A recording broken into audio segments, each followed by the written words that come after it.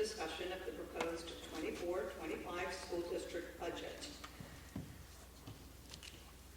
And with that, should I turn it over to the individual who's going to be presenting with all the numbers? That's me.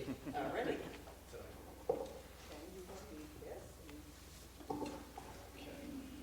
Well, good evening and welcome everyone. We appreciate you coming out to our annual budget hearing. So tonight what we'll do is we'll review what's in our current budget and kind of talk through what we've got going on. So first, about propositions. We will have our 24-25 proposed school budget and tax levy on the ballot, as well as our Rensselaerville Public Library, our Greenville Public Library. We will also have on the propositions our purchase of new school vehicles, capital reserve account, and of course at the end, the Board of Education elections. So we'll start out with the 2024-25 proposed budget and tax levy. The first on the slide, you'll see the 23-24 budget was at $34,227,771. Our proposed budget for the 24-25 school year is $35,986,371. So that's an increase of about $1,700,000, $1,800,000 on our budget, with a tax increase of, or a percent increase in budget, not tax increase, percent increase of about 5.14%. So our tax levy in the 23-24 school year was at $18,187,970. Our proposed tax levy for this upcoming budget is $18,642,669. Again, an increase of about just over $450,000, percent increase of about 2.50. So as we talked earlier in the first slide, our public libraries are also asking for some additional money. The Greenville Public Library is asking for an additional $600 to be put on the ballot The Rensselaerville Public Library is looking for an additional $586 to be put on the ballot. If these propositions do not pass, both libraries will still get the original budget amount from last school year. Each year, as you know, we try to maintain our school buses and get the most out of them as we can, but our buses do get old, and Marriott has done a great job of keeping us on a replacement cycle. So as part of that replacement plan, our mechanics, who again maintain our buses, we still need to replace our older ones. Our replacement cycle has us purchasing 6 buses for the 24 school year. And then the bondage amount there, you'll see, is not to exceed $1,015,762. Our last proposition that voters will be voting on will be the election of 3 individuals for a 3-year term for the Board of Education. Listed as they will appear on the 24-25 ballot as per required drawing are candidates Angela Mariello, Tracy Young, and James Good Jr. All, as you can see, incumbents. Getting into some of the budget highlights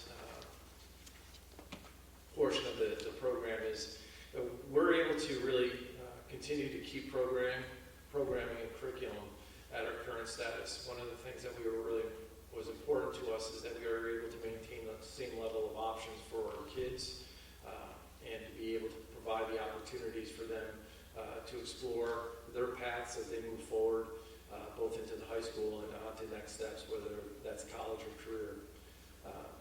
And the other piece to it is we're also able to reduce the tax levy.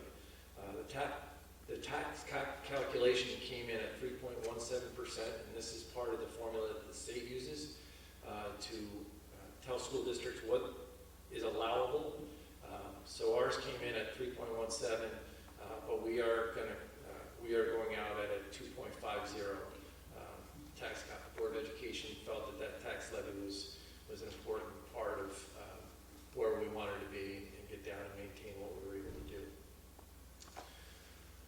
So we are required by New York State to present our annual budget in 3 parts.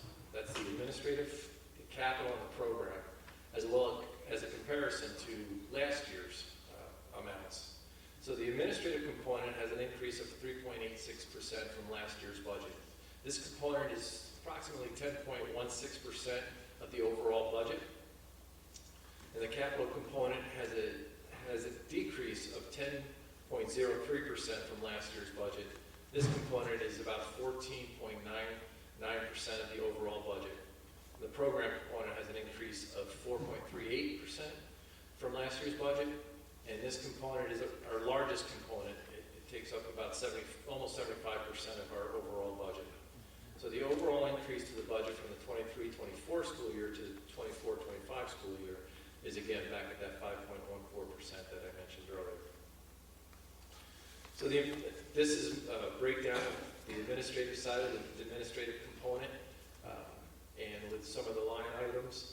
And the administrative component consists of salaries, benefits of all certified staff who spend at least 50% or more of their time in administration, plus the salaries and benefits of clerical staff, our district-wide insurance, school board costs, human resources, our public information, our data processing, the BOCES administrative costs that we're required to pay, and our curriculum and development, again, helping to support those programs. So they all make up our administrative budget. The capital component of our budget is broken down into, it includes the salaries and benefits of maintenance and custodial staff. It's our debt service, school building improvements, utilities, and court order costs. We also plan on replacing the dust, or we did that last year. Last year what we did as part of this budget was we were able to replace our dust collector. The program component includes the salary and benefits of teachers and staff delivering pupil services, health guidance, library, athletics, textbooks, instructional materials, equipment, and our extracurricular student activities, and a large portion of our BOCES programs, costs, and transportation. So that makes up our program component. Again, that's the largest part of our three-part component of our budget. So this next slide kind of breaks down our expenditures by category. As you can see, the salaries and benefits of the school district is the largest expenditure. We are a human resource industry, and of course that is where the bulk of our money is, and that makes up 73.12% of the budget. Contractual and tuition is at 9.11% of the budget. BOCES services is at 8.38% of the budget, and then our debt services at 6.67% of the budget. Also, as part of the expenditures is equipment, materials, and supplies are 2.52%, and our interfund transfer to federal is 0.2% of the budget. Salaries, benefits, contractual services, tuition, BOCES services, debt services are all expenditures that are controlled by contracts and union contracts. So that's where a lot of our expenditures show up in this budget. Some of the revenues that we're proposing for the 24-25 school year, this is kind of an overall view of our revenue. Again, the largest part of the school district revenue is real estate taxes, which is 51.8% of our budget that we get from taxes.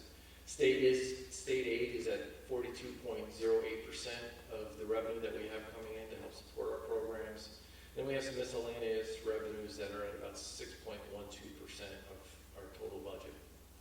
So that's kind of the makeup of our revenue. So the property tax is really a formula used by the state that kind of gets us to where we're at. So this slide helps us to understand this a little bit better. And the result of property tax cap formula determines the amount of the property taxes can increase, setting a threshold, maximum allowable tax levy for voter approval. And that's where I mentioned earlier that 3.17% is what this formula comes up to that will allow us to get to that point. If the tax increase is less than or equal to the threshold amount, the school budget must pass with 50% plus one or more of the voters approving the school budget. And again, we are not above that threshold. We are able to develop a budget with a tax levy below the maximum tax levy limit, and that tax levy limit of 3.17 is then proposed tax levy of 2.5%, as I again mentioned earlier. Property tax cap and tax levy slide here is our property tax cap came in again at 3.17, and from the guidance of the school board during the process in which we went through really from December through April, decided that they wanted to keep programs and what we're able to offer, but also keep the tax levy down. So they agreed upon a 2.50 tax levy increase, in which we then fit our budget into. So this slide here is showing the tax levy from the past 5 years. I think it's important for us to be able to look back and see, not only where we're at and where we're going, but where we came from. So the overall tax levy has increased by 2.50. This tax limit for the school tax levy, not the limit on the individual tax rates. Those rates aren't calculated until August of 2024, when we have all the assessed values from the town. So again, we see over the course from 2021 up to now, the different years and where we're at with the tax levy increase.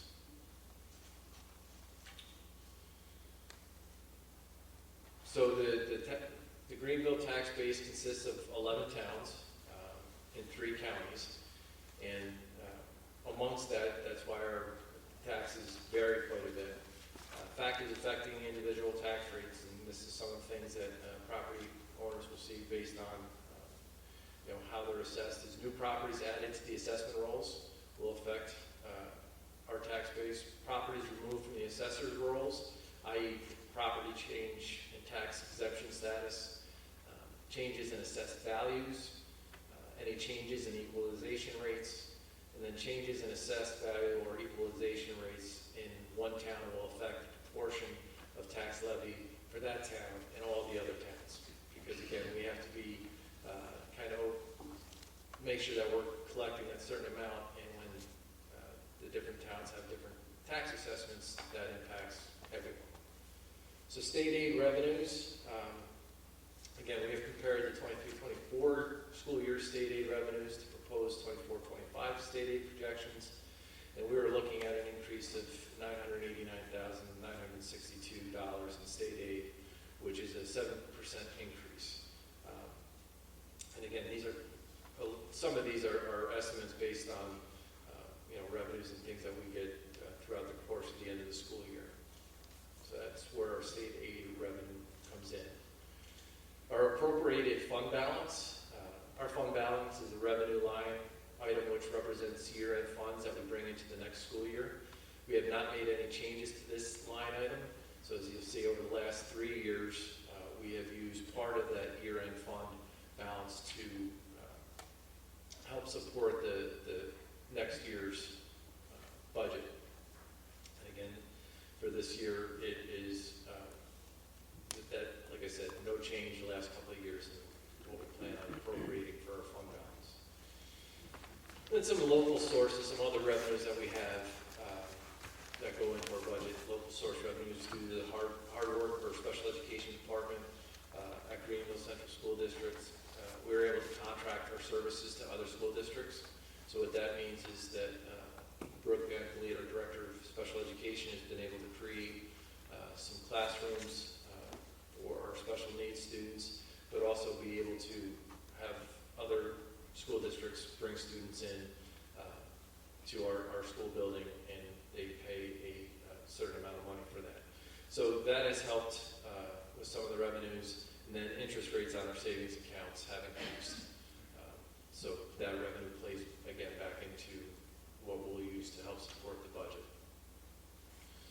The next slide is just a comparison over the past 5 years in regards to our budget.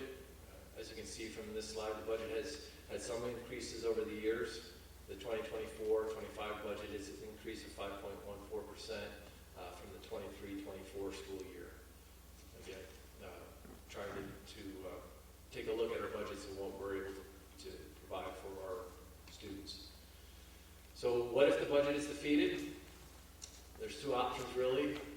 either the second budget vote is put together out to our community, or the Board of Education has the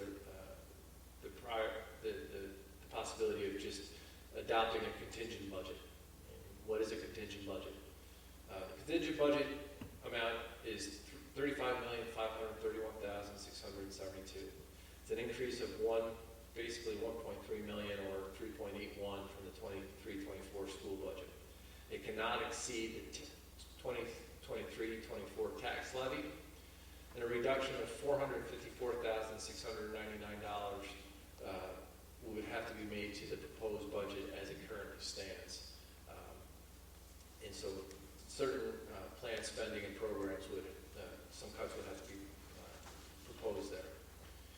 And then by New York State law, this increased removal of non-contingent items such as new equipment purchases, field trips, athletics, extracurricular activities, and the requirement of charging for building use. So all those things would disappear if we were to go to a contingent budget. So some of the voting information, Tuesday, May 21st, we will be over at Scott MLS Elementary School. Polls will open at 1 o'clock in the afternoon and stay open until 9, in which we'll cut off our voting. The propositions, as I shared in one of our first slides, is the budget itself, the 24-25 school budget, the Board of Elections, with our 3 spots being open, and bus acquisition, capital reserve, and then the monies for the Greenville Library and Rensselaerville Library. So that is a run through our budget hearing. So at this time, we can take questions, if there are questions.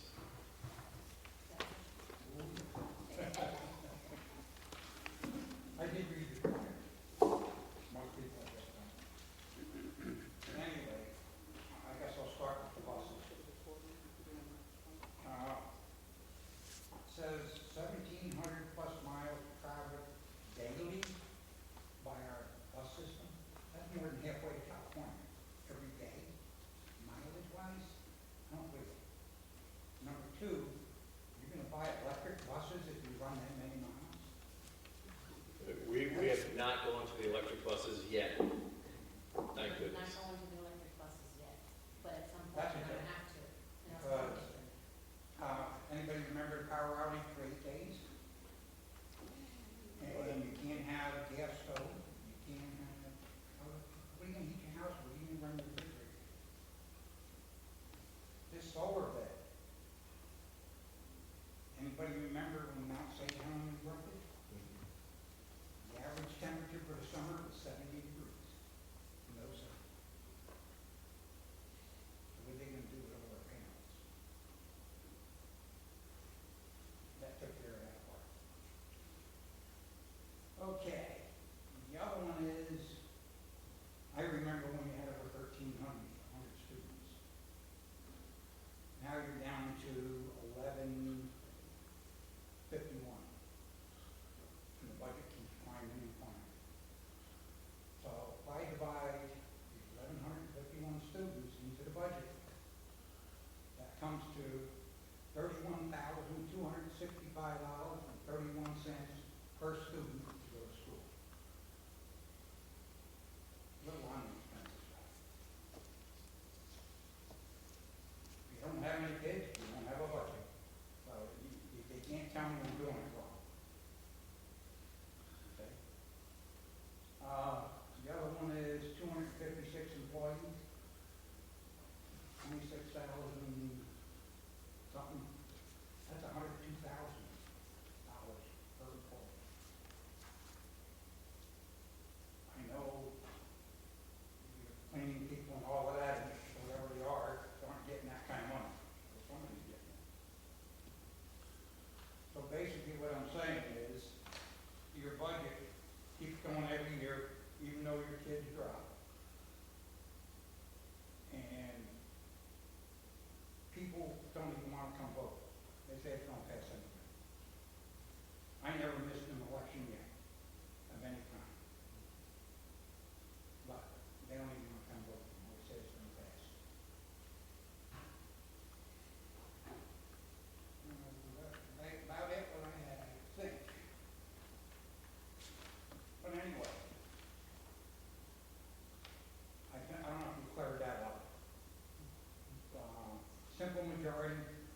said 50% of all people who vote must vote yes for a budget to pass.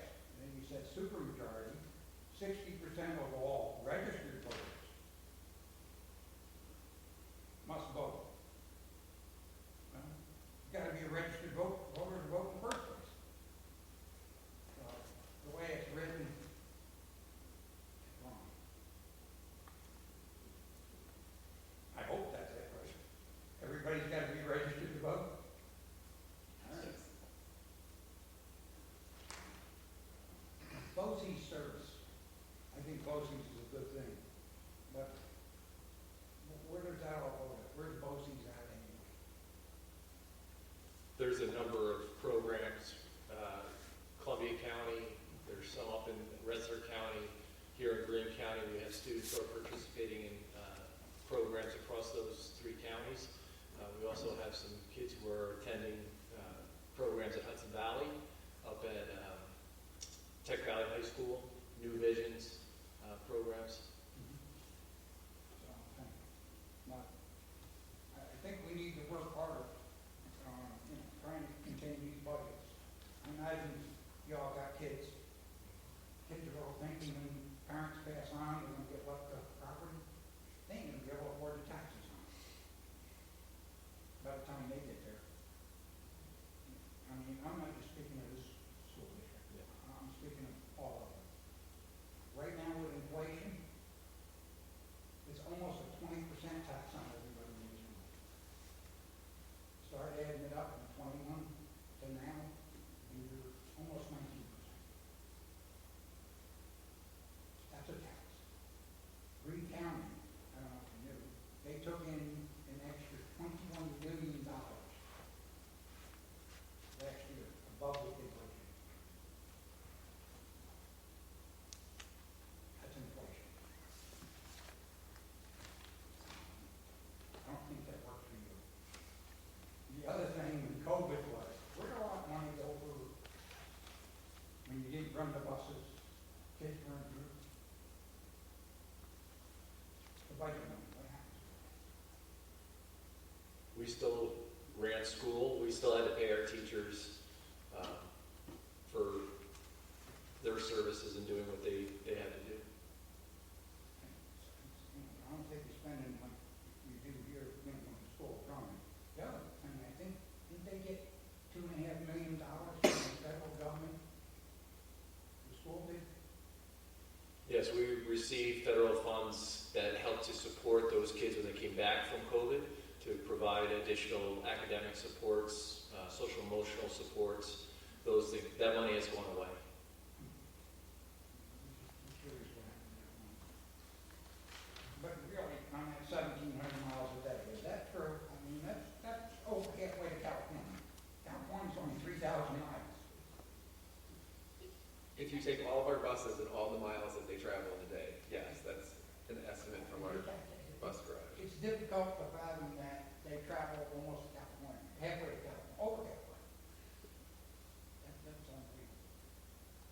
So, but I fight in the electric buses if I was the board because it's not gonna work. We talked to a guy, he bought a used car, electric. An hour charge is 10 miles. In the wintertime, when the temperature got way down, you got 45 miles on a full charge. And when they did Iowa caucus out there, when it went to zero, anybody see all the electric cars lined up? All dead. And you see what they said about them? When they get that dead, you've got to buy a new battery. And there was a guy on TV who took his Tesla and blew it up with that money. He literally did $22,000 for a battery. That's a lot of money. And the SUV, the total electric, 11,000 pounds. And they're running these little electric cars. You don't got a chance. Don't think. Airplanes, electric, they'll never get off the ground with the way their batteries.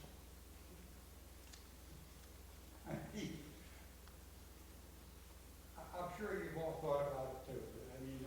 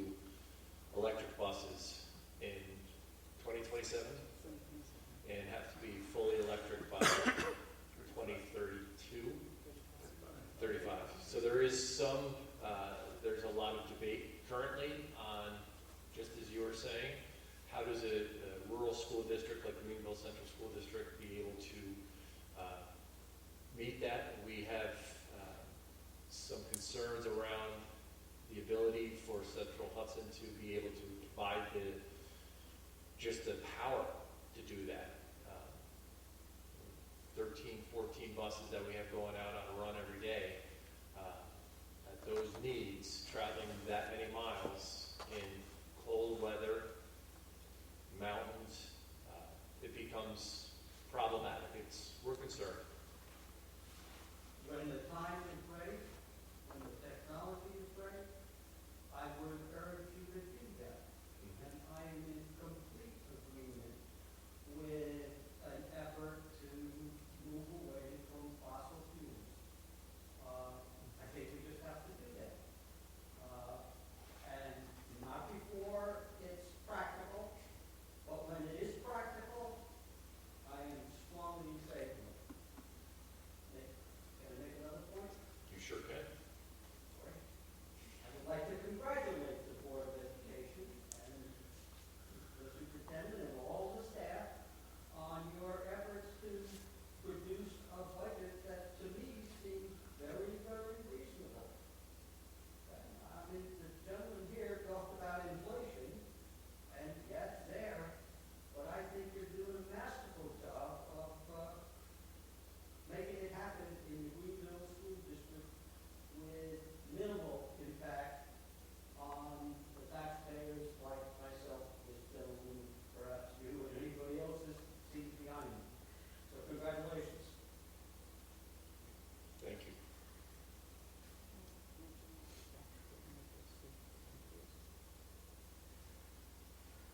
Yeah, I mean, we've had a slight increase in the number of students in which we're the only school district in Greene County that has shown an increase in our enrollment. Again, we're not at 1,300 like we were a few years ago, but we seem to be a destination for families with students who are school age who are coming into Greenville Central School District. So, you know, we have to account for some of that as well.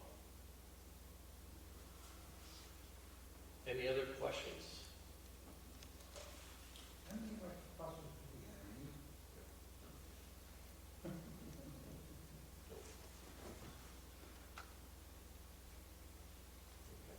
Can I just say something? Sure.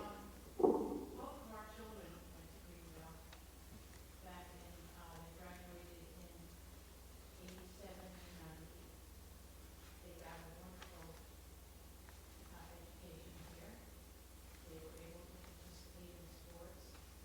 And I understand from reading the sports page on a regular basis, not as well covered as it used to be in Times Union, but you have not only improved the playing fields here and expanded them, but you have some really good athletes in the school, as well as children who are doing very well academically.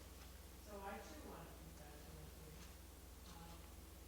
You know a lot of families. We've been here, let's see, this year it will be 52 years living in Greenville. No, Medusa, but being participating in Greenville stuff. And I also want to echo that, you know, I also know what the budgets are in Albany, Schenectady, and Rensselaer County, and they're a heck of a lot higher than they are here. And they're also dealing with lower enrollments. Some of the charter schools, some private schools have eaten into their population. So it's not so much just Greenville. And then it's how people in this country honor education. And I think it's a well thought out and important thing that we do for the children in this country. And it's a real mixed bag here. And so you've done a great job. And thank you for that. And we will vote as we always do. Any other questions or comments? One more question. I was told this, I don't know if it was ever true or not, but you used to have a program with Hudson, you used to bus kids from here to Hudson for detention? There was As far as a, I've been hearing. alternative to out-of-school suspension that for some years we send students, it was the same facility that we send students to the CTE programs. So it wasn't Hudson, that is correct. It wasn't detention though. It was for a student that would otherwise be suspended out of school. He wants me to respond to it. But one of the parents that has a child that goes to school here was supposed to stay after school for detention. But apparently nobody wanted to stay with that child, so they sent him, her to Hudson. And she said her daughter got sent to Hudson. That's what she told the school, but she's not going anywhere. That was a while ago. But was there ever a program like that? And here he said, Was there ever a program like that? like you said, yeah. There was. Not anymore. Thank you.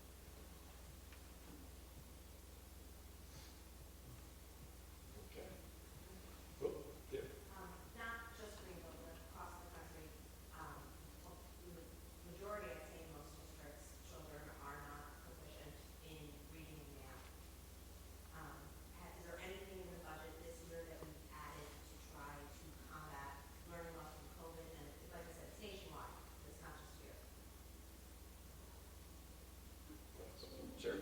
So one of the focuses of the budget this year was looking at the stimulus funds that have gone through this current school year but are expiring. So we won't be getting those funds for the 24-25 school year. Some of those funds were used for positions that coming out of COVID, interventionists. So at the elementary school, teachers that specifically are working with students to bring them up to grade level, to support them at the grade level that they're at. So one of the areas of focus this year was trying to fold in as many of those positions as possible. So the good thing is we are going into next year with those positions intact. So that's the one thing that directly comes to mind. The other area, also with stimulus funds, we did a shift in our reading program that continues this year. Those will be continuing into next year as well, but that started with funds that came from stimulus that have now been pulled into the budget for 24-25. You're welcome.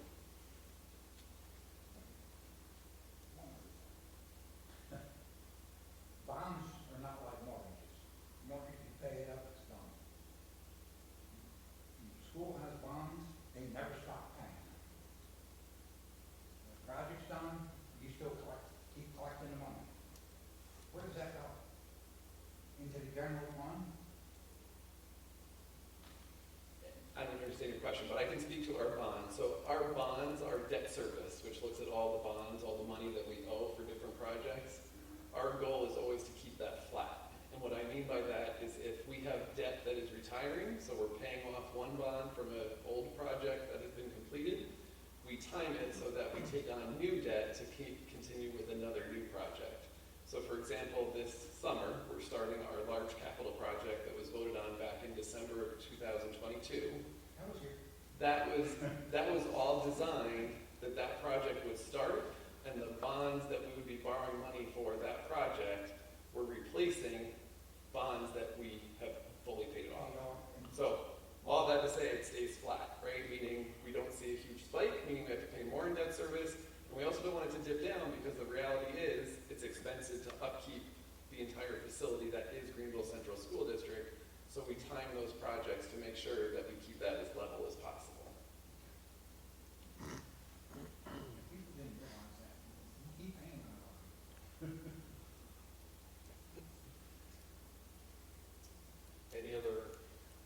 Any other questions, comments?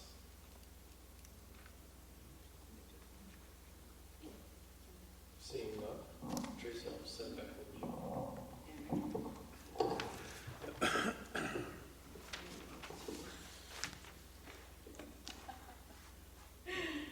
So next on the agenda, we have the introduction of candidates that are running for the Board of Education. As Mike Bennett mentioned earlier, we have Angela Muriello, who is currently the Vice President on the board running, myself, Tracy Young, currently the President, and James Good Jr., also running. I don't know if anyone wanted to make a statement or anything. I'll go first since I really was not planning on it. However, just since we are recording for this, education has always been very important to me personally and to my family. And so one of the reasons 4th